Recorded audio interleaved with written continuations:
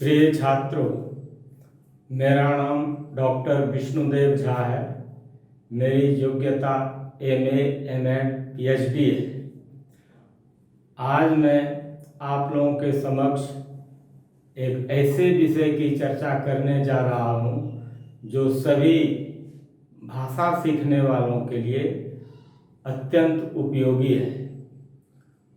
भाषा में वर्णों का महत्वपूर्ण स्थान है, या यूं कहें कि वर्णों के समूह से ही अंततोगत्वा भाषा का निर्माण होता है। तो सर्वप्रथम ये जानना बिल्कुल जरूरी है कि जितने भी वर्ण हैं, वर्णमाला में जितने वर्णों के समूह हैं, सभी वर्ण मुख के विभिन्न अवयवों से उच्चारित होते हैं। मुख में विभिन्न अवयव हैं, जैसे जिह्वा है, तालु है, कंठ है, ओठ है।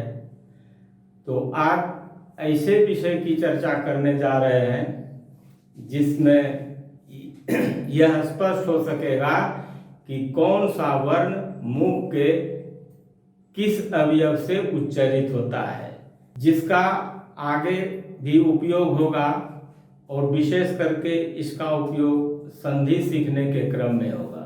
वर्णों में जैसे शुरू में ही क ख से हम लोग शुरू करते हैं, फिर अंत तक जाते हैं। तो सबसे पहला है उसमें सूत्र अकुह विसर्जनीयानाम कंठः।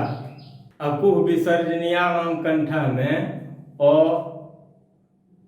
का मतलब हुआ अ और आ, क्योंकि अ और आ दोनों समान जाति के वर्ण हैं, समान वर्ण हैं। समान जाति क्यों? समान जाति इसलिए कि दोनों का उच्चारण स्थान एक जगह है, इसलिए अ और आ समान वर्ण है। इसलिए अ से मतलब है अ और आ, और कु का मतलब हुआ कवर्ग, क ख ग घ अंग, और ह और विसर्ग। इतने वर्णों का उच्चारण स्थान कंठ है। कहने का मतलब ये सभी वर्ण कंठ से उच्चारित होते हैं, इसलिए इन्हें कंठ वर्ण कहते हैं।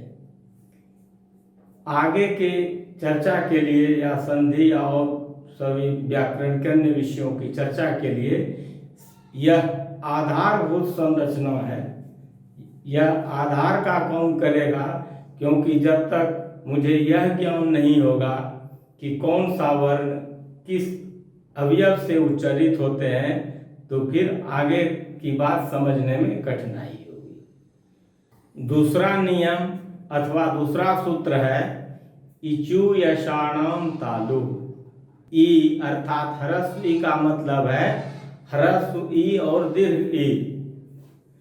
यहाँ भी वही बातें हैं जो पूर्व में कही गई कि ह्रस्व ई और दीर्घ ई दोनों समान वर्ण हैं, समान जाति के वर्ण हैं। और समान जाति के वर्ण क्यों हैं? इसलिए कि दोनों का उच्चारण एक ही स्थान से होता है। तो ह्रस्व ई, दीर्घ ई। चू का मतलब हुआ चवर्ग, च छ ज झ य और तालव्य विष। इतने वर्णों का उच्चारण स्थान तालु है। इसे हम दूसरे शब्दों में इस तरह से कह सकते हैं कि ये सभी वर्ण तालु, मुंह में स्थित जो तालु अवयव है वहीं से ये उच्चारित होते हैं। इसी कड़ी में तीसरा सूत्र अथवा तीसरा नियम है ऋतु रसाणाम मूर्धा। इसका तात्पर्य यह हुआ री, टू का मतलब हुआ टवर्ग, ट ठ ड ढ मूर्धन्य न, र मूर्धन्य ष, इतने वर्णों का उच्चारण स्थान मूर्धा है, अर्थात ये सभी वर्ण मूर्धा से उच्चरित होते हैं। मूर्धा तालु का अग्रभाग जो है वो मूर्धा कहलाता है, इसलिए ये सभी वर्ण मूर्धा से उच्चरित होते हैं, इसलिए इस स को मूर्धन्य ष कहा जाता है। अगला सूत्र है, अगला नियम है लृ तु लशानाम दंता।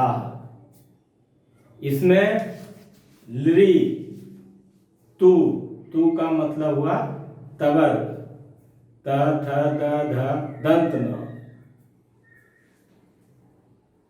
ल और दंत श, इतने वर्णों का उच्चारण स्थान दांत है। ये सभी वर्ण मुख में स्थित जो दांत हैं उसी से उच्चरित होते हैं।